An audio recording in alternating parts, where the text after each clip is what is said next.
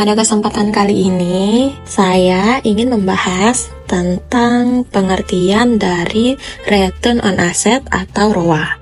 Nah, dalam mengelola bisnis, pemahaman mendalam terhadap kesehatan keuangan perusahaan menjadi kunci utama untuk pengambilan keputusan yang cerdas dan berkelanjutan.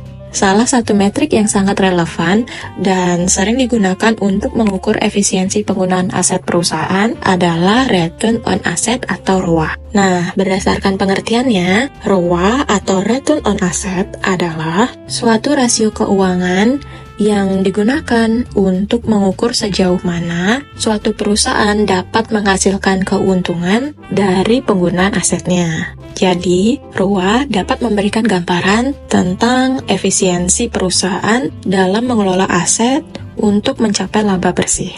Rasio ini dinyatakan dalam bentuk persentase dan dihitung dengan membandingkan laba bersih perusahaan dengan total nilai aset yang dimilikinya. ROA memberikan pandangan tentang seberapa efisien perusahaan dalam menggunakan asetnya untuk menghasilkan laba. Jadi, semakin tinggi nilai ROA, maka semakin baik perusahaan dalam mengelola asetnya untuk menghasilkan keuntungan. Sebaliknya, ROA yang rendah dapat mengindikasikan bahwa perusahaan mungkin perlu mempertimbangkan strategi untuk meningkatkan efisiensi penggunaan asetnya. Nah, perlu diketahui bahwa interpretasi ROA dapat bervariasi antara industri dan sektornya. Nilai ROA yang dianggap baik atau buruk dapat bergantung pada karakteristik dan standar industri tertentu. Oleh karena itu, perbandingan ROA atau Return on Asset sebaiknya dilakukan dengan perusahaan sejenis atau benchmark industri untuk mendapatkan gambaran yang lebih akurat tentang kinerja keuangan relatif.